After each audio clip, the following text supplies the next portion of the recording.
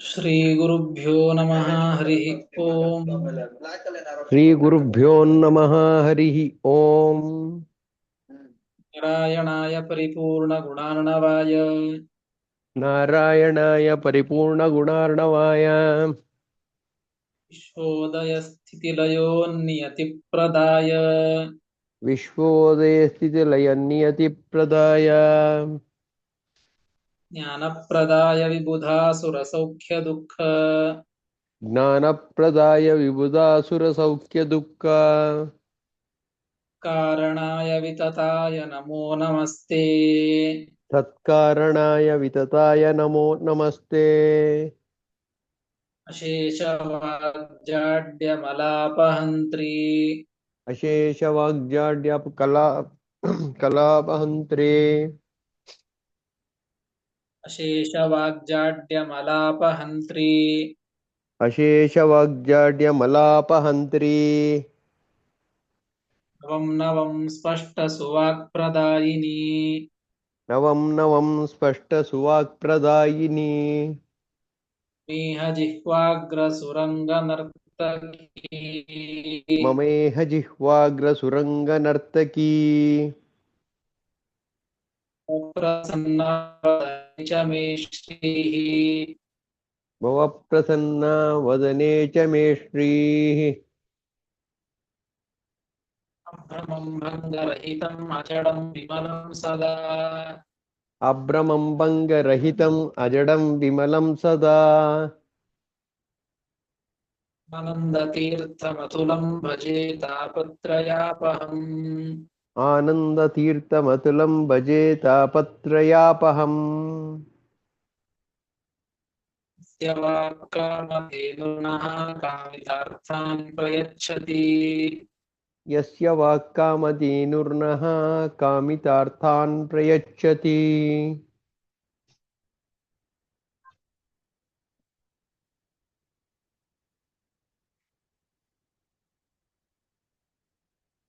ಸೇವೆ ತಂ ಜಯ ಯೋಗೀಂದ್ರಂ ಕಾಮಬಾಣಚ್ಛಿದಂ ಸದಾ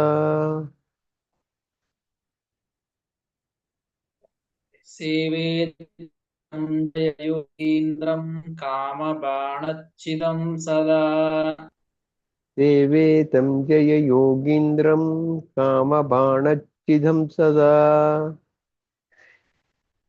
ಪೂಜ್ಯಾಯ ರಾಘವೇಂದ್ರಾಯ ಸತ್ಯಧರ್ಮರತಾಯ ಚ ಪೂಜ್ಯಾಯ ರಾಘವೇಂದ್ರಾಯ ಸತ್ಯಧರ್ಮರತಾಯ ಚ ಭಜತಾಂ ಕಲ್ಪವೃಕ್ಷಾಯ ನಮತಾಂ ಕಾಮಧೇನವೇ ಭಜತಾಂ ಕಲ್ಪವೃಕ್ಷಾಯ ನಮತಾಂ ಕಾಮಧೇನುವೇ ನಿತ್ಯಾಭಿಘ್ನಕರಾಬ್ಜೋತ್ಥಾನ್ ಪಂಚಾಶದ್ವರ್ಷಪೂಜಕಾನ್ ಸತ್ಯಾಭಿಘ್ನಕರಾಬ್ಜೋಪ್ತಾನ್ ಪಂಚಾಶದ್ವರ್ಷಪೂಜಕಾನ್ ಯಃ ಪ್ರಮೋದತೀರ್ಥಾರ್ಯಾನ್ ನೌಮಿನ್ಯಾಯ ಸುಧಾರತಾನ್ ಸತ್ಯಪ್ರಮೋದತೀರ್ಥಾರ್ಯಾನ್ ನೌಮಿ ನ್ಯಾಯ ಸುಧಾರತಾನ್ ಅಪಾದಮೌಲಿಪರ್ಯಂತಂ ಗುರುಣಾಂ ಆಕೃತಿಂ ಸ್ಮರೇತ್ ಆಪಾದಮೌಲಿಪರ್ಯಂತಂ ಗುರುಣಾಂ ಆಕೃತಿಂ ಸ್ಮರೇತ್ ವಿಘ್ನ ವಿಘ್ನಾಃ ಪ್ರಣಶ್ಯಂತಿ ಸಿದ್ಧ್ಯಂತಿ ಚ ಮನೋರಥಾಃ ತೇನ ವಿಘ್ನಃ ಪ್ರಣಶ್ಯಂತಿ ಸಿದ್ಧ್ಯಂತಿ ಚ ಮನೋರಥಾಃ. ಶ್ರೀ ಗುರುಭ್ಯೋ ನಮಃ ಹರಿ ಓಂ. ಶ್ರೀ ಗುರುಭ್ಯೋ ನಮಃ ಹರಿ ಓಂ. ಶ್ರೀಮನ್ ಮಹಾಭಾರತ ತಾತ್ಪರ್ಯ ನಿರ್ಣಯದ ಮೊದಲನೇ ಅಧ್ಯಾಯ ಸರ್ವಶಾಸ್ತ್ರಾರ್ಥ ನಿರ್ಣಯ. ಸರ್ವಶಾಸ್ತ್ರಾರ್ಥ ನಿರ್ಣಯದಲ್ಲಿ ಶ್ರೀಮದಾಚಾರ್ಯರು ಮೊದಲಿಗೆ ಇರುವಂತಹ 21 ಶ್ಲೋಕಗಳಿಗೆ ತಾವು ಹೇಳಿದಂತಹ ಏನು ಒಂದು ತತ್ವಗಳನ್ನು ಹೇಳಿದ್ದಾರೋ ಆ ಎಲ್ಲ ತತ್ವಗಳಿಗೂ ಕೂಡ ಪ್ರಮಾಣಗಳಿವೆ. ಎಲ್ಲ ಮಾತುಗಳು, ನನ್ನ ಮಾತುಗಳು ಕೂಡ ಪ್ರಮಾಣ ಪುರಸ್ಸರವಾದದ್ದು ಅಂತ ಇಲ್ಲಿಯವರೆಗೆ ತಿಳಿಸಿಕೊಟ್ಟದ್ದು. ಇಷ್ಟು ತಿಳಿಸಿ ಮುಂದಿನ ಶ್ಲೋಕದಲ್ಲಿ 29ನೆಯ ಶ್ಲೋಕದಲ್ಲಿ ಹಿಂದೆ ಹೇಳಿದಂತಹ ಎಲ್ಲ ವಿಷಯಗಳಿಗೂ ಕೂಡ ಎಲ್ಲ ವಿಷಯಗಳನ್ನು ಕೂಡ ಸಂಗ್ರಹ ಮಾಡಿ ಮತ್ತು ಒಂದೇ ಒಂದು ಪ್ರಮಾಣವನ್ನ ತಿಳಿಸಿಕೊಡ್ತಾ ಇದ್ದಾರೆ. 29ನೇ ಶ್ಲೋಕ. ಅದಕ್ಕೆ ಅವತಾರಿಕೆಯನ್ನು ಕೊಡುತ್ತಾರೆ. ಉಕ್ತ ಸರ್ವಾರ್ಥ ಸಂಗ್ರಾಹಕಂ ಪ್ರಮಾಣಂ ಉದಾಹರತಿ. ಉಕ್ತ ಸರ್ವಾರ್ಥ ಸಂಗ್ರಾಹಕ, ಹಿಂದೆ ಹೇಳಿದಂತಹ ಎಲ್ಲ ಅರ್ಥಗಳು, ಆ ಎಲ್ಲ ಅರ್ಥಗಳ ಸಂಗ್ರಾಹಕವಾದಂತಹ ಒಂದು ಪ್ರಮಾಣ, ಅಂದ್ರೆ ಎಲ್ಲ ಅರ್ಥಗಳಿಗೂ ಸಂಬಂಧಪಡುವಂತಹ ಒಂದು ಪ್ರಮಾಣವನ್ನ ಇಲ್ಲಿ ಶ್ರೀಮದಾಚಾರ್ಯರು ಅದನ್ನ ಕೊಡ್ತಾ ಇದ್ದಾರೆ 29ನೇ ಶ್ಲೋಕದಿಂದ. 29ನೇ ಶ್ಲೋಕ.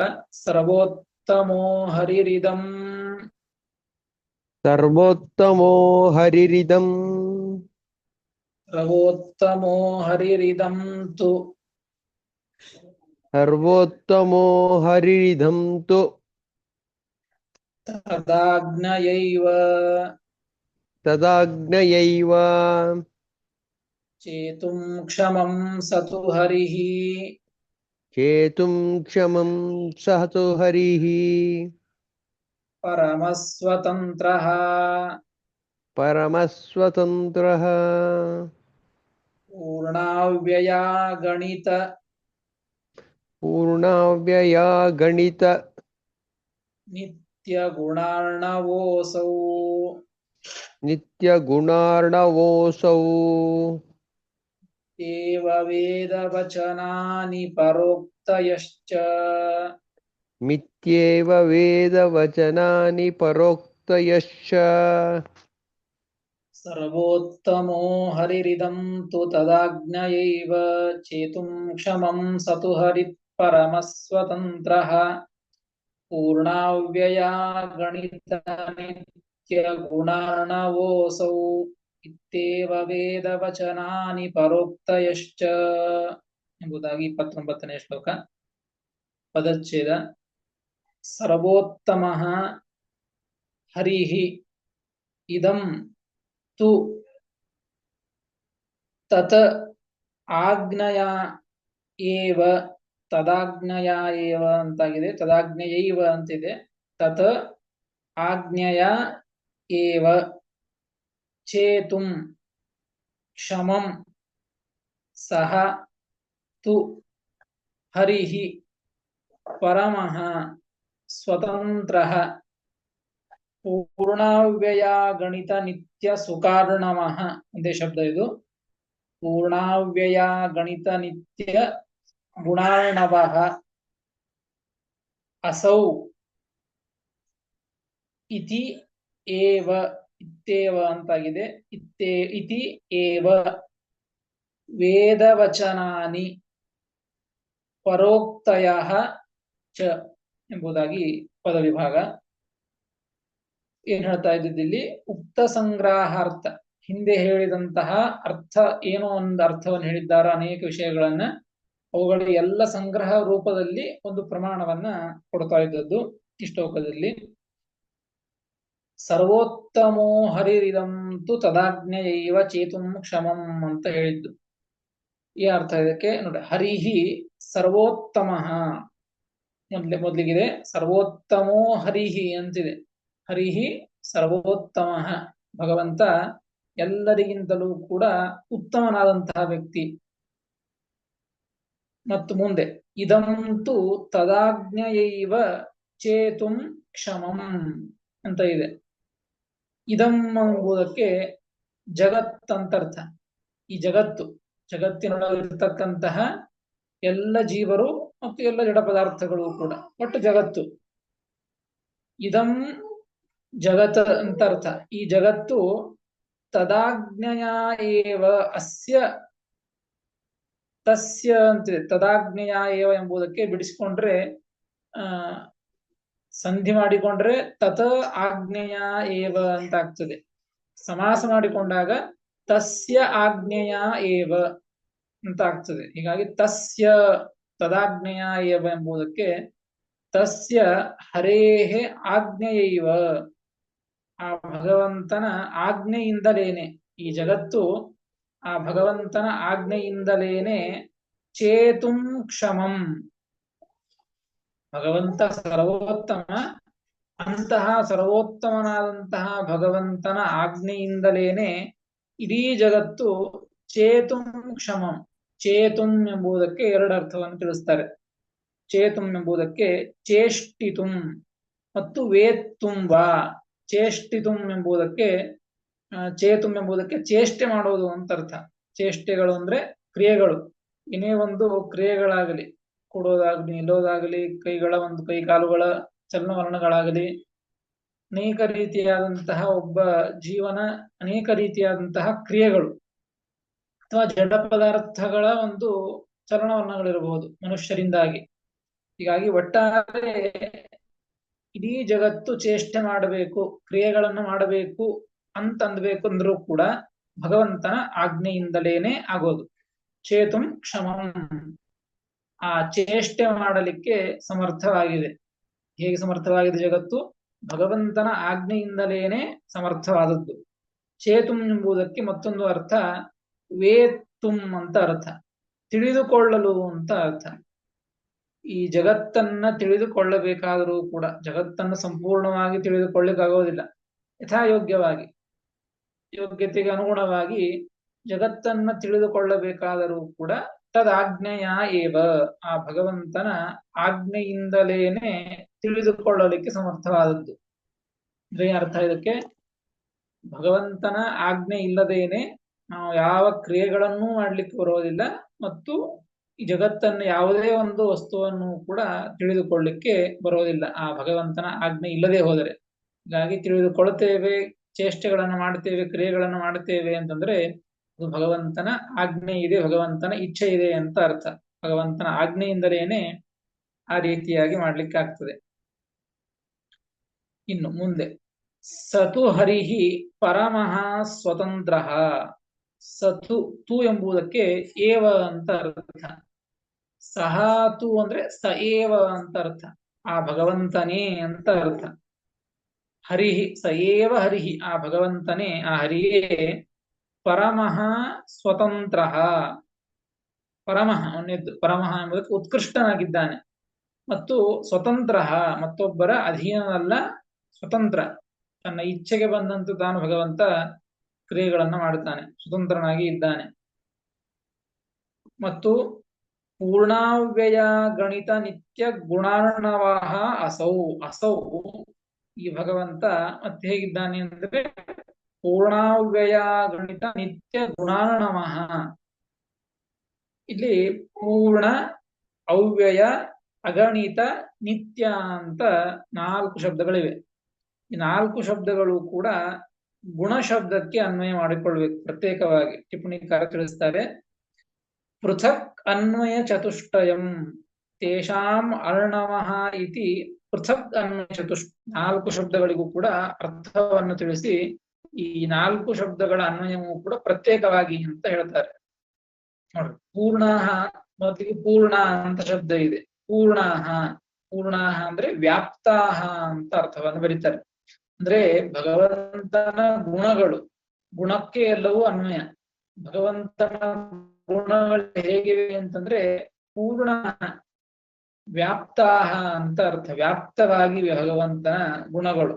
ಮತ್ತು ಅವ್ಯಯಾಹ, ಭಗವಂತನ ಗುಣಗಳು ಹೇಗಿವೆ? ಅವ್ಯಯಾಹ, ನಾಶರಹಿತವಾದದ್ದು, ನಾಶ ಇಲ್ಲ ಭಗವಂತನ ಗುಣಗಳಿಗೆ. ಭಗವಂತನಿಗೆ ನಾಶ ಇಲ್ಲ ಅಂದ್ರೆ ಭಗವಂತನ ಗುಣಗಳಿಗೂ ನಾಶ ಇಲ್ಲ. ಯಾಕೆ? ಭಗವಂತನಿಗೂ ಭಗವಂತನ ಗುಣಗಳಿಗೂ ಅತ್ಯಂತ ಅಭೇದ ಇದೆ. ಹೀಗಾಗಿ ಭಗವಂತನ ಗುಣಗಳಿಗೆ ನಾಶ ಇಲ್ಲ. ಅವ್ಯಯಾಹ ಬರೆದ್ರು, ಅವ್ಯಯ ಎಂಬುದಕ್ಕೆ ಹ್ರಾಸರಹಿತ, ಬರೇ ನಾಶ ಇಲ್ಲ ಅಂತ ಅರ್ಥ ಅಲ್ಲ, ಅದರೊಳಗೆ ಹೆಚ್ಚು ಕಮ್ಮಿ ಆಗಬಹುದಿಲ್ಲ ಅಂದ್ರೆ ಹ್ರಾಸರಹಿತ, ಕಡಿಮೆಯೂ ಆಗೋದಿಲ್ಲ. ಭಗವಂತನ ಗುಣಗಳಲ್ಲಿ ಕಡಿಮೆಯೂ ಆಗೋದಿಲ್ಲ. ಅನಾದಿ ಕಾಲದಿಂದ ಭಗವಂತನಲ್ಲಿ ಎಷ್ಟು ಗುಣಗಳಿವೆಯೋ ಅನಂತ ಗುಣಗಳಿವೆ. ಅದೇ ರೀತಿಯಾಗಿ ಅನಂತ ಕಾಲದವರೆಗೂ ಕೂಡ ಭಗವಂತನಲ್ಲಿ ಗುಣಗಳಿರುತ್ತವೆ. ಗುಣಗಳು ಕೂಡ ಅವ್ಯಯ, ಭಗವಂತನ ಗುಣಗಳಿವೆ. ಪೂರ್ಣ ಅವ್ಯಯ. ಮತ್ತೊಂದು ಅಗಣಿತ ಅಂತ ಇದೆ ಆ ವಾಕ್ಯದಲ್ಲಿ. ಅಗಣಿತ ಗುಣ, ಅಗಣಿತ ಅಂತ ಬಿಡಿಸ್ಕೋಬೇಕು. ಅಗಣಿತ ಎಂಬುದಕ್ಕೆ ಅಸಂಖ್ಯಾತ. ಆ ಗುಣಗಳು ಹೇಗಿವೆ ಅಂದ್ರೆ ವ್ಯಾಪ್ತವಾಗಿವೆ ಮತ್ತು ನಾಶ ಇಲ್ಲ, ಹ್ರಾಸ ಇಲ್ಲ. ಅಷ್ಟೇ ಅಲ್ಲ, ಪರಿಮಿತ, ಅಗಣಿತ, ಅಸಂಖ್ಯಾತ, ಅಂತೆ ಗುಣಗಳಿವೆ ಅಸಂಖ್ಯಾತ. ಮತ್ತು ಕೊನೆ ಶಬ್ದ ನೋಡಿ, ನಿತ್ಯ ಅಂತ ಶಬ್ದ ಇದೆ. ನಿತ್ಯ ಗುಣ ಅಂತ ಅರ್ಥ. ಆ ಗುಣಗಳು ಕೂಡ ನಿತ್ಯವಾಗಿ ಇವೆ, ರಾಸವೂ ಇಲ್ಲ, ಅನಂತವಾಗಿದೆ ಮತ್ತು ನಿತ್ಯವಾಗಿ ಇವೆ. ಭಗವಂತನಲ್ಲಿ ಇವೆ. ಭಗವಂತನು ಇಂತಹ ಗುಣಗಳಿಂದ ಅಭಿನ್ನನಾಗಿದ್ದಾನೆ. ಗುಣಾವ್ಯಯ ಗಣಿತ ನಿತ್ಯ ಗುಣಾರ್ಣವಃ ಅಸೌ. ಡಿಸ್ಟರ್ಬೆನ್ಸ್ ಇದೆ ಆಚಾರ್ಯ, ತುಂಬಾ. ಇಷ್ಟು ಹೇಳಿ ಇಷ್ಟು ನೋಡಿ ಆಚಾರ್ಯ, ತುಂಬಾ ಡಿಸ್ಟರ್ಬೆನ್ಸ್ ಇದೆ. ಹೌದಾ ಆಚಾರ್ಯ?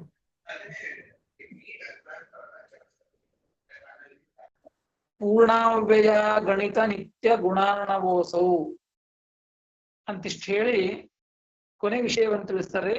ಅರ್ಥೋಯಂ ಇತ್ಯಾದಿನ ಉಕ್ತಮರ್ಥಂ ಉಪಸಂಹರತಿ. ಕೇಳಿಸ್ತಾ ಇದೆ ಈಗ? ಹರೇನಮ್ಮ? ಕೇಳ್ತಾ ಇದೆ ಗುರುಗಳೇ, ಕೇಳ್ತಾ ಇದೆ. ಅರ್ಥೋಯಂ ಇತ್ಯಾದಿನ ಉಕ್ತಮರ್ಥಂ ಉಪಸಂಹರತಿ. ಕೊನೆಗೆ ಇತ್ಯೇವ ವೇದವಚನಾನಿ ಪರೋಕ್ತಯಶ್ಚ ಅಂತ ಏನು ಕೊನೆಯ ಪಾದ ಇದೆ, ಈ ಕೊನೆಯ ಪಾದದಿಂದ ಉಪಸಂಹಾರವನ್ನು ಮಾಡ್ತಾ ಇದ್ದಾರೆ ಶ್ರೀಮದಾಚಾರ್ಯರು. ಹಿಂದೆ ಹೇಳಿದಂತಹ ಏನು ಪ್ರಮಾಣಗಳನ್ನ ಕೊಡ್ತಾ ಬಂದ್ರು ನೋಡಿ. ಎಲ್ಲಿನ ಪ್ರಮಾಣ ಕೊಡ್ತಾ ಬಂದದ್ದು? ಅರ್ಥೋಯಮೇವ ನಿಖಿಲೈರಪಿ ವೇದವಾಕ್ಯೈ ಅಂತ 22ನೇ ಶ್ಲೋಕ. 22ನೇ ಶ್ಲೋಕದಿಂದ ಪ್ರಮಾಣಗಳನ್ನ ಕೊಡ್ತಾ ಬಂದದ್ದು. 21 ಶ್ಲೋಕದವರೆಗೆ ತಮ್ಮ ವಿಷಯವನ್ನ ತಿಳಿಸಿ ಆ ತಮ್ಮ ಮಾತುಗಳಿಗೆ ಪ್ರಮಾಣವನ್ನ ಕೊಟ್ಟದ್ದು. ಇಲ್ಲಿ ಅದೇ ಹೇಳ್ತಾ ಇದ್ದು ನೋಡಿ. ಅರ್ಥೋಯಂ ಇತ್ಯಾದಿನ ಉತ್ತಮರ್ಥಂ ಉಪಸಂಹರತಿ. ಅರ್ಥೋಯಂ ಅಂತ 22ನೇ ಶ್ಲೋಕದಿಂದ ಏನು ಪ್ರಮಾಣಗಳನ್ನ ಕೊಟ್ಟು ಅರ್ಥವನ್ನ ಪ್ರತಿಪಾದನೆ ಮಾಡಿದ್ರಲ್ಲ, ಅಂತಹ ಅರ್ಥವನ್ನ ಈ ಉಪಸಂಹಾರವನ್ನ ಮಾಡ್ತಾ ಇದ್ದಾರೆ ಕೊನೆಯ ಪಾದದಿಂದ. ಇತ್ತೇವ ವೇದವಚನಾನಿ ಪರೋಕ್ತಯಶ್ಚ.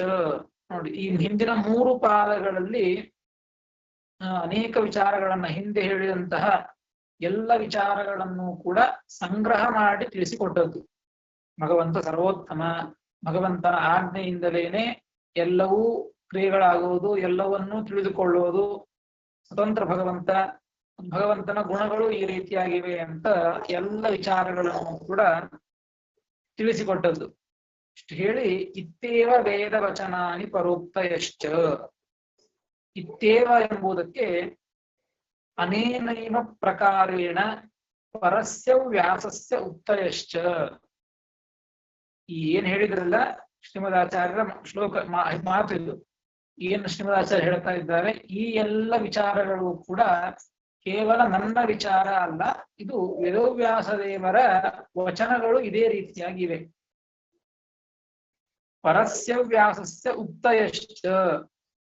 ಶ್ರೇಷ್ಠರಾದಂತಹ ವೇದವ್ಯಾಸ ದೇವರ ಮಾತುಗಳು ಕೂಡ ಇದೇ ರೀತಿಯಾಗಿ ಪ್ರತಿಪಾದನೆಯನ್ನ ಮಾಡುತ್ತವೆ. ಭಗವಂತ, ವೇದವ್ಯಾಸ ದೇವರು ಭಗವಂತ ಇಬ್ಬರು ಒಂದೇ. ಅಂತಹ ವೇದವ್ಯಾಸ ದೇವರು ಹೇಗೆ ಹೇಳ್ತಾ ಇದ್ದಾರೆ ಅಂದ್ರೆ, ಇದೇ ರೀತಿಯಾಗಿ ನಾನು ಏನು ವಿಚಾರಗಳನ್ನ ತಿಳಿಸಿದ್ದೇನೆ, ಇದೇ ವಿಚಾರಗಳನ್ನೇ ಅವರು ಕೂಡ ಅವರು ಮಾಡಿದಂತಹ ವಿಷಯಗಳನ್ನೇ ಪ್ರತಿಪಾದನೆ ಮಾಡ್ತಾ ಇದ್ದದ್ದು. ಆದರೂ ಕೂಡ ಇಲ್ಲಿ ಹೇಳ್ತಾ ಇದ್ದದ್ದು ಪ್ರತಿಪಾದಯಂತಿ ಇತಿ ಶೇಷಃ. ಅವ್ರು ಹೇಳಿದ್ದು ಶ್ರೀಮದಾಚಾರ್ಯರು. ಆದರೂ ಕೂಡ ಅಂತಹ ಎಲ್ಲ ವಿಚಾರಗಳನ್ನು ಕೂಡ ವೇದವ್ಯಾಸ ದೇವರು ಕೂಡ ಇದಕ್ಕೆ ಸಂಬಂಧಪಟ್ಟಂತೇನೆ ಇವೇ ವಿಚಾರಗಳನ್ನೇ ಅನೇಕ ತಮ್ಮ ಗ್ರಂಥಗಳಲ್ಲಿ ತಿಳಿಸಿಕೊಟ್ಟಿದ್ದಾರೆ. ಅನೇಕ ಇತಿಹಾಸ ಪುರಾಣ ಗ್ರಂಥಗಳಲ್ಲಿಯೂ ಕೂಡ ತಿಳಿಸಿಕೊಟ್ಟಿದ್ದಾರೆ. ಅವರಿಗೆ ಇದೇ ಅಭಿಪ್ರಾಯ ಅಂತ ತಿಳಿಸಿಕೊಟ್ರು. ಪರೋಕ್ತಯಶ್ಚ ಎಂಬುದಕ್ಕೆ ಪರಸ್ಯ ವ್ಯಾಸಸ್ಯ ಉಕ್ತಯ. ಉತ್ಕೃಷ್ಟರಾದಂತಹ ವೇದವ್ಯಾಸ ದೇವರ ಮಾತುಗಳು ಇದೇ ರೀತಿಯಾಗಿವೆ. ಅಷ್ಟೇ ಅಲ್ಲ, ಇತ್ತೇವ ಏತಮೇವ ಅರ್ಥಂ ಇತಿವ. ಇದೇ ಅರ್ಥಗಳನ್ನೇ, ನಾ ಯಾವುದೋ ಅರ್ಥವನ್ನು ಹೇಳಿಲ್ಲ, ಯಾವುದೋ ಪ್ರಮಾಣಗಳನ್ನ ಕೊಟ್ಟಿಲ್ಲ. ಇತ್ತೇವ ವೇದವಚನಾನಿ. ವೇದ ವಚನಗಳು, ವೇದ ವಾಕ್ಯಗಳು ಕೂಡ ಇದೇ ರೀತಿಯಾಗಿವೆ, ಇದೇ ರೀತಿಯಾಗಿ ಸಂಬಂಧಪಟ್ಟಂತೆ ಇವೆ.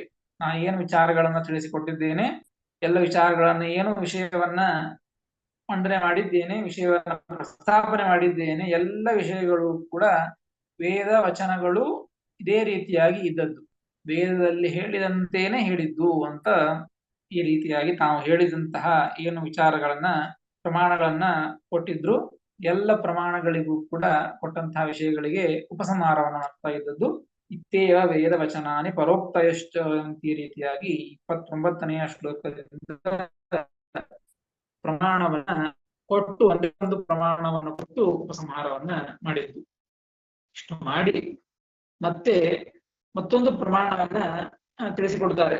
ಮತ್ತೊಂದು ಪ್ರಮಾಣ ಅಂದ್ರೇನು, ತಮ್ಮ ಮಾತಿಗೆ ಪ್ರಮಾಣ ಅಂತ ಅರ್ಥ ಅಲ್ಲ, ಒಟ್ಟಾರೆ ಪ್ರಮಾಣಗಳು ಅಂತ ಯಾವ ಇವೆ ಆ ಎಲ್ಲ ಪ್ರಮಾಣಗಳ ಒಂದು ಶ್ಲೋಕ ಇದೆ. ಭವಿಷ್ಯತ್ ಪುರಾಣದಲ್ಲಿ ಬಂದಂತಹ ಒಂದು ಶ್ಲೋಕವನ್ನ ಇಲ್ಲಿ ಸೂಚನೆ ಮಾಡ್ತಾರೆ. ಅದಕ್ಕೆ ಅವತಾರಕ್ಕೆಯನ್ನು ಕೊಡ್ತಾರೆ. ನ ಏತೈಹಿ ವಾಕ್ಯೈಹಿ ವಿಷ್ಣೋಃ ಸರ್ವೋತ್ತಮತ್ವಾದಿ ಸದಾಗಮ ಪ್ರತಿಪಾದ್ಯಂ ಇತಿ ಸಿದ್ಧ್ಯತಿ ತೇಷಾಂ ಅನ್ಯಥಾಪಿ ನೀತುಂ ಶಕ್ಯತ್ವಾತ್. ಏನು ಈ ಏನು ವಾಕ್ಯಗಳು ಹೇಳಿದ್ರಲ್ಲ, ಪ್ರಮಾಣಗಳನ್ನು ಕೊಟ್ರಲ್ಲ, ಎಲ್ಲ ಪ್ರಮಾಣಗಳಿಂದಲೂ ಕೂಡ ಭಗವಂತನಿಗೆ ಸರ್ವೋತ್ತಮತ್ವವನ್ನ ಪ್ರತಿಪಾದನೆ ಮಾಡುತ್ತಾ ಇವೆ ಎಲ್ಲ ವೇದಗಳು ಕೂಡ ಅಂತ ಹೇಳಬೇಕಾದದ್ದು. ಇಷ್ಟೇ ಅಲ್ಲ, ತೇಷಾಂ ಅನ್ಯಥಾಭಿನೇತುಂ ಶಕ್ಯತ್ವಾತಿಲ್ಲ, ವೇದಗಳಿಗೆ ಬೇರೆ ರೀತಿಯಾಗಿಯೂ ಕೂಡ ಅರ್ಥವನ್ನು ಮಾಡ್ಲಿಕ್ಕೆ ಬರ್ತದಲ್ಲ ಅಂತ ಆಕ್ಷೇಪವನ್ನು ಮಾಡ್ತಾರಲ್ಲ, ಅಂಥವರಿಗೆ ಹೇಳ್ತಾ ಇದ್ದದ್ದು. ಪ್ರತೀತಾರ್ಥೆ ಪ್ರಾಮಾಣ್ಯ ಅಯೋಗಾತ್ ಇತ್ಯತಃ ಉಕ್ತ ಶಂಕಾ ನಿವರ್ತಕಂ ಉಕ್ತ ಅನುಕ್ತಾರ್ಥ ಪ್ರತಿಪಾದಕಂ ಭವಿಷ್ಯತ್ ಪರ್ವ ನಾಮಕ ಉಪಪುರಾಣ ವಚನಂ ಉದಾಹರತಿ. ವೇದಗಳಿಗೆ ಏನು ಪ್ರಮಾಣಗಳನ್ನು ಕಾರೋ, ಈ ಪ್ರಮಾಣಗಳಿಗೆ ಅಥವಾ ಮೂಲವಾಗಿ ಮುಖ್ಯವಾಗಿ ವೇದಗಳಿಗೆ ಅನ್ಯಥಾರ್ಥವನ್ನ ಹೇಳಬಹುದಲ್ಲ ಅಂದ್ರೆ ಸರ್ವಥಾ ಅನ್ಯಥಾರ್ಥವನ್ನ ಹೇಳಿಕ್ ಬರೋದಿಲ್ಲ. ಅದಕ್ಕೆ ಒಂದು ಭವಿಷ್ಯ ಪರ್ವದ ಒಂದು ಭವಿಷ್ಯೋತ್ತರ ಪುರಾಣದ ಒಂದು ವಚನವನ್ನ ಇಲ್ಲಿ ಶ್ರೀಮದಾಚಾರ್ಯ ತಿಳಿಸ್ತಾ ಇದ್ದಾರೆ. ಋಗಾದಯ ಇತಿ 30ನೆಯ ಶ್ಲೋಕ. ಋಗಾದಯಶ್ಚ ಚತ್ವಾರಃ ಋಗಾದಯಶ್ಚ ಚತ್ವಾರಃ ಪಂಚರಾತ್ರಂ ಚ ಭಾರತಂ ಪಂಚರಾತ್ರಂ ಚ ಭಾರತಂ ರಾಮಾಯಣಂ ಬ್ರಹ್ಮ ಮೂಲ ರಾಮಾಯಣಂ ಬ್ರಹ್ಮ ಸೂತ್ರಂ ಮಾನಂ ಸ್ವತಃ ಸ್ಮೃತಂ ಸೂತ್ರಂ ಮಾನಂ ಸ್ವತಃ ಸ್ಮೃತಂ ಋಗಾದಯಶ್ಚ ಚತ್ವಾರಃ ಪಂಚರಾತ್ರಂ ಚ ಭಾರತಂ ಮೂಲ ರಾಮಾಯಣಂ ಬ್ರಹ್ಮ ಸೂತ್ರಂ ಮಾನಂ ಸ್ವತಃ ಸ್ಮೃತಂ ಎಂಬುದಾಗಿ 30ನೇ ಶ್ಲೋಕ ಪದವಿಭಾಗ. ಋಗಾದಯಃ ಚ ಚತ್ವಾರಃ ಪಂಚರಾತ್ರಂ ಚ ಭಾರತಂ ಮೂಲ ರಾಮಾಯಣಂ ಬ್ರಹ್ಮಸೂತ್ರಂ ಮಾನಂ ಸ್ವತಃ ಸ್ಮೃತಂ. ಪದಚ್ಛೇದ ಬಹಳ ಇಲ್ಲ. ಋಗಾದಯಶ್ಚ ಎಂಬುವಲ್ಲಿ ಮಾತ್ರ ಪದವಿಭಾಗ. ಏನ್ ಹೇಳ್ತಾ ಇರೋದು ಇಲ್ಲಿ? ಋಗಾದಯ ಸ್ವತೋಮಾನಂ. ಋಗಾದಿಗಳನ್ನ ಶ್ರೀಮದಾಚಾರ್ಯರು ಇಲ್ಲಿ ತಮ್ಮ ಮಾತುಗಳಿಗೆ ಪ್ರಮಾಣಗಳನ್ನ ಕೊಟ್ಟದ್ದು ಋಗ್ವೇದದ ಮಂತ್ರ, ಯಜುರ್ವೇದ ಮಂತ್ರ, ಸಾಮವೇದ ಮಂತ್ರ, ಒಟ್ಟು ವೇದ ಮಂತ್ರವನ್ನ ವೇದಗಳು ಪ್ರಮಾಣ ಅಂತ ಇಲ್ಲಿ ಕೊಟ್ಟದ್ದು. ಮಹಾಭಾರತವನ್ನ ಪ್ರಮಾಣವನ್ನಾಗಿ ಕೊಟ್ಟದ್ದು, ಪಂಚರಾತ್ರವನ್ನ ಕೊಟ್ಟದ್ದು, ಮೂಲ ರಾಮಾಯಣ, ಬ್ರಹ್ಮಸೂತ್ರ ಇವುಗಳನ್ನ ಇಲ್ಲಿಯವರೆಗೆ ಪ್ರಮಾಣಗಳನ್ನಾಗಿ ತಮ್ಮ ಮಾತಿಗೆ ಅವುಗಳನ್ನ ಕೊಟ್ಟದ್ದು. ಈ ಶ್ಲೋಕವನ್ನು ಯಾಕೆ ಹೇಳಿಕೊಟ್ಟದ್ದು ಅಂದ್ರೆ, ಈ ಕೊಟ್ಟಂತಹ ಪ್ರಮಾಣಗಳೇನಿವೆಯಲ್ಲ ಇವುಗಳಿಗೆ ಮತ್ತೊಂದು ರೀತಿಯಾಗಿ ಅರ್ಥ ಇರ್ಬೋದಲ್ರಿ ಅಂತ ಮತ್ತೊಬ್ಬರ ಆಕ್ಷೇಪ. ವೇದಗಳಿಗೆ ಮತ್ತೊಂದು ರೀತಿಯಾಗಿ ಅರ್ಥ ಇರ್ಬೋದು, ನಿಮ್ಮ ಮಾತಿಗೆ ಯಾಕೆ ಪ್ರಮಾಣ ಆಗ್ತದೆ ಇದು ವೇದಗಳು, ವೇದಕ್ಕೆ ಬೇರೆ ಅರ್ಥ ಇರ್ಬೋದಲ್ಲ ಅಂತ ಆಕ್ಷೇಪವನ್ನ ಮಾಡಿದರೆ ಸರ್ವಥಾ ಮಾಡ್ಲಿಕ್ಕೆ ಬರೋದಿಲ್ಲ. ಹಂಗ ಅನ್ಯಥಾ ಅರ್ಥವನ್ನ ಮಾಡ್ಲಿಕ್ಕೆ ಬರೋದಿಲ್ಲ. ನೋಡಿ ಯಾಕೆ ಅಂದ್ರೆ ಋಗಾದಯ ಸ್ವತೋಮಾನಂ. ಋಗಾದಿಗಳಿಗೆ ನೋಡಿ ಒಂದಕ್ಕೆ ಹೀಗ ಅರ್ಥ ಇಲ್ಲ ಹೀಗ ಅರ್ಥ ಇದೆ ಅಂತ ಹೇಳ್ಬೇಕಾದ್ರೆ ಅದಕ್ಕೆ ಮತ್ತೊಂದು ರೀತಿಯಿಂದ ಅದಕ್ಕೆ ಸಂಬಂಧಪಟ್ಟಂತಹ ಪ್ರಮಾಣವನ್ನ ಮಾಡ್ಬೇಕು, ಮತ್ತೊಂದು ರೀತಿ ಮಾಡಬೇಕು ಅಂತ ಗೊತ್ತಾಗ್ತದೆ.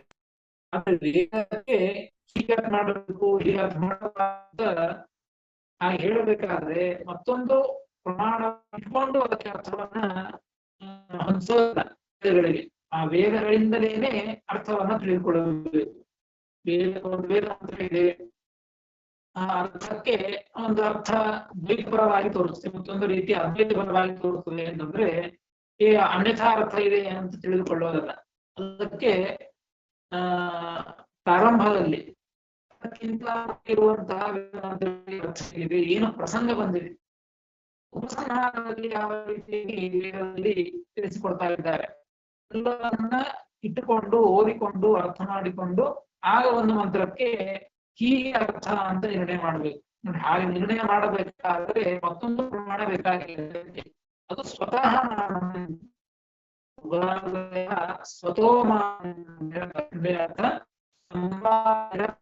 ಪ್ರಮಾಣ ಸ್ಮೃತಂ ಸ್ವತಃ ಸ್ಮೃತಂ. ಶ್ಲೋಕದಲ್ಲಿ ನೋಡಿ, ನಾಲ್ಕು ಋಗ್ವೇದ, ಯಜುರ್ವೇದ, ಸಾಮವೇದ, ಅಥರ್ವವೇದ, ನಾಲ್ಕು ವೇದ ಅಂದ್ರೆ ನಾಲ್ಕೇ ವೇದ ಅಂತ ಅರ್ಥದ ನಾಲ್ಕು ಭಾಗ ಮಾಡಿದ್ದು ಅಷ್ಟೇ. ಅನಂತ ವೇದಗಳಿವೆ, ಅನಂತ ವೇದಗಳನ್ನ ನಾಲ್ಕು ಭಾಗ ಮಾಡಿದ್ದು. ಚತ್ವಾರ ಸ್ವತಃ ಮಾನಂ ಸ್ಮೃತಂ, ಕೊನೆ ಪದ ಸ್ವತಃ ಮಾನಂ ಸ್ಮೃತಂ ಎಂಬುದಕ್ಕೆ ಸಂವಾದ ನಿರಪೇಕ್ಷ ಪ್ರಮಾಣಂ ಸ್ಮೃತಂ. ನೋಡಿ, ಇದಕ್ಕೆ ಸಂವಾದ ಇದೇ ರೀತಿ, ಇದಕ್ಕೆ ಇದೇ ಅರ್ಥವನ್ನು ಕೊಡುವಂತೆ ಇದೇ ಅರ್ಥ ಹೇಳಿಕೊಂಡವರ ವೇದಗಳು ಅಂತ ಹೇಳಬೇಕಾದ್ರೆ ಮತ್ತೊಬ್ಬ ಸಂವಾದಿಯಾಗಿ ಮತ್ತೊಂದು ಪ್ರಮಾಣವನ್ನ ಹೇಳುವಂತಹ ಅವಶ್ಯಕತೆ ಇಲ್ಲ. ಅಂದ್ರೆ ಸಂವಾದ ನಿರಪೇಕ್ಷ ಪ್ರಮಾಣ. ಪ್ರಮಾಣಗಳಲ್ಲಿ ಎರಡು ವಿಧ, ಒಂದು ಪ್ರಮಾಣ ಸಂವಾದ ಸಾಪೇಕ್ಷ ಪ್ರಮಾಣ. ಹೀಗೆ ಅರ್ಥ ಅಂತ ಹೇಳಬೇಕು, ಆ ರೀತಿಯಾಗಿ ಅರ್ಥವನ್ನು ಮಾಡಿ ಬರ್ತದೆ. ಹಾಗೆ ವೇದಕ್ಕಲ್ಲ, ವೇದ ಎಂಬುದು ಸಂವಾದ ನಿರಪೇಕ್ಷ ಪ್ರಮಾಣ. ಸಂವಾದ ನಿರಪೇಕ್ಷ ಅಪೌರುಷೇಯತ್ವೇನ. ಸಂವಾದ ಬೇಕಾಗಿಲ್ಲ ವೇದಕ್ಕೆ. ಯಾಕೆ ಬೇಕಾಗಿಲ್ಲ ಅಂದ್ರೆ ಅಪೌರುಷೇಯತ್ವೇನ. ಸಂವಾದ ಯಾಗಬೇಕು, ಒಬ್ಬ ವ್ಯಕ್ತಿ ಮಾಡಿದಂತಹ ಗ್ರಂಥ ಪ್ರಮಾಣ.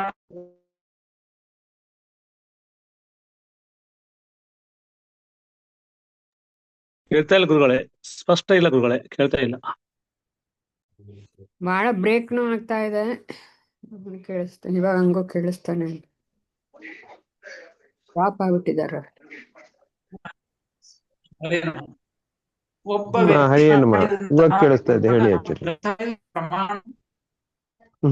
ಕೇಳಿಸ್ತಾ ಇಲ್ಲ ಆಚಾರ್ಯ ಸರಿಯಾಗಿ, ತುಂಬಾ ಡಿಸ್ಟರ್ಬೆನ್ಸ್ ಇದೆ, ತುಂಬಾ ಡಿಸ್ಟರ್ಬೆನ್ಸ್ ಇದೆ. ಒಬ್ಬ ವ್ಯಕ್ತಿ ಮಾಡಿದಂತಹ ಗ್ರಂಥ ಪ್ರಮಾಣ. ಏನು ಕೇಳಿಸ್ತಾ ಇಲ್ಲ ಆಚಾರ್ಯ, ಸರಿಯಾಗಿ ಕೇಳಿಸ್ತಾ ಇಲ್ಲ ಗುರುಗಳೇ. ಬ್ರೇಕ್ ಆಗ್ತಾ ಇದೆ, ವಾಯ್ಸ್ ಬ್ರೇಕ್ ಆಗ್ತಾ ಇದೆ ಗುರುಗಳೇ.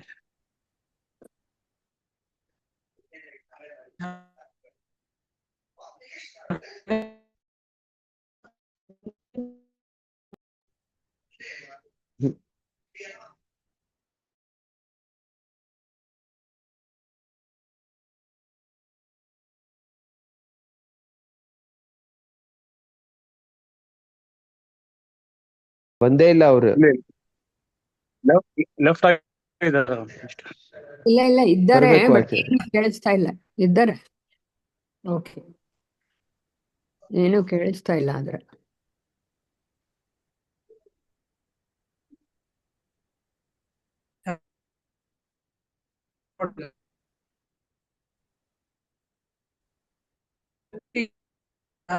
ಆಚಾರ್ಯ ಕೇಳಿಸ್ತಾ ಇಲ್ಲ.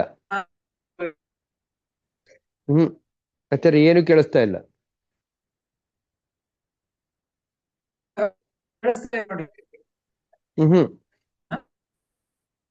ಕೇಳಿಸ್ತಾ ಇಲ್ಲ. ಕೇಳ್ತಾ ಇಲ್ಲ ಗುರು, ಕೇಳ್ತಾ ಇಲ್ಲ. ಕೇಳ್ತಾ ಇಲ್ಲ ಆಚಾರ್ಯ, ಕೇಳ್ತಾ ಇಲ್ಲ. ಈಗ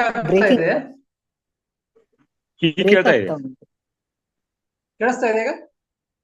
ಹಾ, ಈಗ ಕೇಳ್ತಾ ಇದೆ ಗುರುಗಳೇ, ಈಗ ಕೇಳ್ತಾ ಉಂಟು, ಈಗ ಈಗ ಕೇಳ್ತಾ ಕೇಳ್ತಾ ಉಂಟು, ಕೇಳ್ತಾ ಉಂಟು.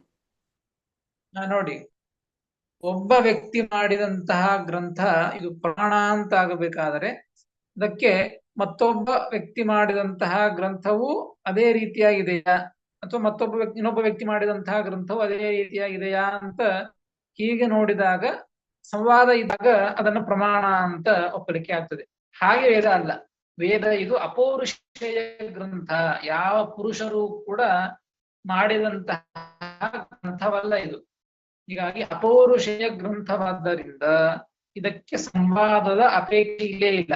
ಅದೇ ವೇದದಿಂದಲೇನೆ ಈ ವೇದ ಮಂತ್ರಕ್ಕೆ ಈ ಅರ್ಥ ಅಂತ ಪೂರ್ವೋತ್ತರ ಪರಾಮರ್ಶ ಮಾಡಿದಾಗ ಹಿಂದಿನ ಮಂತ್ರಕ್ಕೂ ಮುಂದಿನ ಮಂತ್ರಕ್ಕೂ ಉಪಸಂಹಾರದ ಮಂತ್ರಕ್ಕೂ ಅರ್ಥವನ್ನು ತಿಳಿದುಕೊಂಡಾಗ ಸರಿಯಾಗಿ ಅರ್ಥವನ್ನ ಮಾಡಲಿಕ್ಕೆ ಬರುತ್ತದೆ. ಹೀಗಾಗಿ ಈ ಸಂವಾದ ನಿರಪೇಕ್ಷವಾದಂತಹ ಪ್ರಮಾಣ ಇದು ವೇದ ಪ್ರಮಾಣ.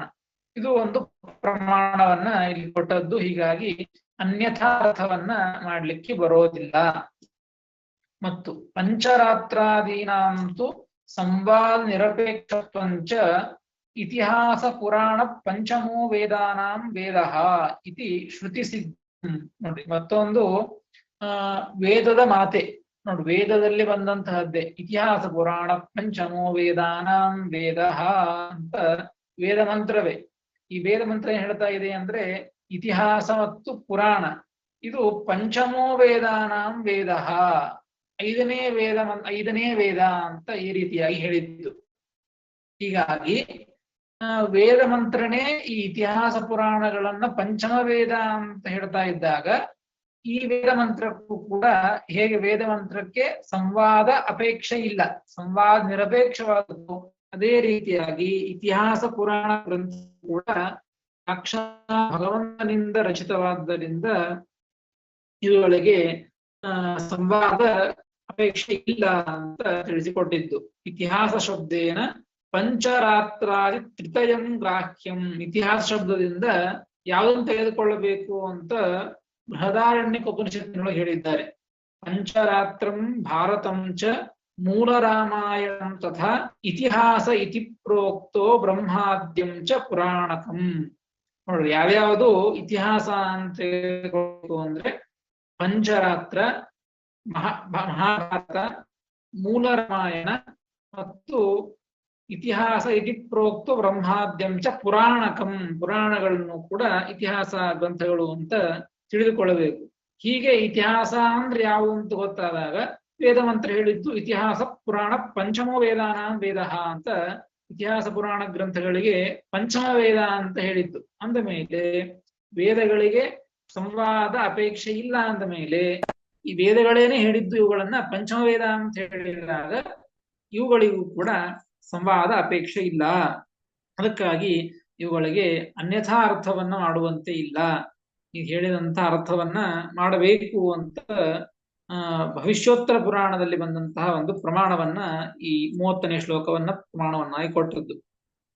ಮತ್ತು ವೇದಾಶ್ಚೈವೇತಿಹಾಸಾಶ್ಚ ಪುರಾಣಂ ಭಾಗವತಂ ತಥಾ ಮೂಲ ಪ್ರಮಾಣಮುದ್ದಿಷ್ಟಂ ಮೀಮಾಂಸಾ ಚೋತ್ತರಾ ತಥಾ. ಅನೇಕ ರೀತಿಯಾದಂತಹ ಪ್ರಮಾಣಗಳನ್ನ ತಿಳಿಸ್ತಾ ಅದೇ ರೀತಿಯಾಗಿ ಬ್ರಹ್ಮಸೂತ್ರವನ್ನ ಹೇಳಿದ್ದು. ಬ್ರಹ್ಮಸೂತ್ರವೂ ಕೂಡ ಇದು ಎಂತಹ ಪ್ರಮಾಣ ಅಂತಂದ್ರೆ ಇದು ಸಂವಾದ ನಿರಪೇಕ್ಷವಾದದ್ದು. ನೋಡ್ರಿ, ಇತಿ ಬಹುವಚನೇನ ನಿರ್ದೇಶಶ್ಚ ಕೃತಃ ಸೂತ್ರಸ್ಯ ನಿರ್ಣಾಯಕತ್ವಾತ್ ನ ಅನ್ಯಾಪೇಕ್ಷಾ. ಬ್ರಹ್ಮಸೂತ್ರವನ್ನು ಶ್ರೀಮದಾಚಾರ್ಯರು ಪ್ರಮಾಣವನ್ನಾಗಿ ಕೊಟ್ಟದ್ದು. ಇದಕ್ಕೂ ಕೂಡ ಮತ್ತೊಂದು ಪ್ರಮಾಣದ ಅಪೇಕ್ಷೆ ಇಲ್ಲ. ಯಾಕೆ ಇಲ್ಲ ಅಂದ್ರೆ ಇದು ನಿರ್ಣಾಯಕ ಗ್ರಂಥ. ನಿರ್ಣಾಯಕ ಗ್ರಂಥವಾದ್ದರಿಂದ ಮತ್ತೊಂದನ್ನು ನಿರ್ಣಯ ಮಾಡುವಂತಹ ಗ್ರಂಥ ಬ್ರಹ್ಮಸೂತ್ರ ಗ್ರಂಥ. ಹೀಗಾಗಿ ಇದಕ್ಕೆ ಮತ್ತೊಂದು ಪ್ರಮಾಣದ ಸಂವಾದದ ಅಪೇಕ್ಷೆ ಇಲ್ಲ. ಅದಕ್ಕಾಗಿ ಈ ಪ್ರಮಾಣವನ್ನು ಕೂಡ ಶ್ರೀಮದಾಚಾರ್ಯರು ಕೊಟ್ಟಿದ್ದರಿಂದಾಗಿ ಇದಕ್ಕೂ ಕೂಡ ಅನ್ಯಥಾ ಅರ್ಥವನ್ನ ಮಾಡ್ಲಿಕ್ಕೆ ಬರೋದಿಲ್ಲ ಅಂತ ಈ ರೀತಿಯಾಗಿ ಇಷ್ಟು ಪ್ರಮಾಣ ಗ್ರಂಥಗಳಿಗೆ ಅನ್ಯಥಾರ್ಥವನ್ನ ಮಾಡ್ಲಿಕ್ಕೆ ಬರಂಗಿಲ್ಲ ಅಂತ ಭವಿಷ್ಯೋತ್ತರ ಪುರಾಣ ಹೇಳಿದೆ ಅಂತ ಋಗಾದಯಶ್ಚ ಚತ್ವಾರಃ ಪಂಚರಾತ್ರಂ ಚ ಭಾರತಂ ಮೂಲ ರಾಮಾಯಣಂ ಬ್ರಹ್ಮ ಸೂತ್ರಂ ಮಾನಂ ಸ್ವತಸ್ಮೃತಂ ಅಂತ ಎಲ್ಲ ಪ್ರಮಾಣಗಳು ಕೂಡ ಸಂವಾದ ನಿರಪೇಕ್ಷವಾದದ್ದು ಅಂತ ಭವಿಷ್ಯೋತ್ತರ ಪುರಾಣ ಹೇಳಿದ್ದು. ಇಂತಹ ಪ್ರಮಾಣವನ್ನ ಎಲ್ಲ ಪ್ರಮಾಣಗಳನ್ನು ಕೂಡ ಶ್ರೀಮದಾಚಾರ್ಯ ತಮ್ಮ ಮಾತುಗಳಿಗೆ ಕೊಟ್ಟಿದ್ದಾರೆ. ಹೀಗಾಗಿ ತಮ್ಮ ಮಾತು ಎಲ್ಲವೂ ಕೂಡ ಸಪ್ರಮಾಣಕವಾದದ್ದು ಎಂಬುದನ್ನ ಶ್ರೀಮದಾಚಾರ್ಯರು ತಿಳಿಸಿಕೊಟ್ಟು ಮತ್ತೆ ಮುಂದಿನ ಶ್ಲೋಕದಲ್ಲಿ ಇದಕ್ಕೆ ಸಂಬಂಧಪಟ್ಟಂತಹ ಯಾವುದು ಪ್ರಮಾಣ ಮತ್ಯಾವುದು ಪ್ರಮಾಣವಲ್ಲ ಎಂಬುದನ್ನ ಮತ್ತೆ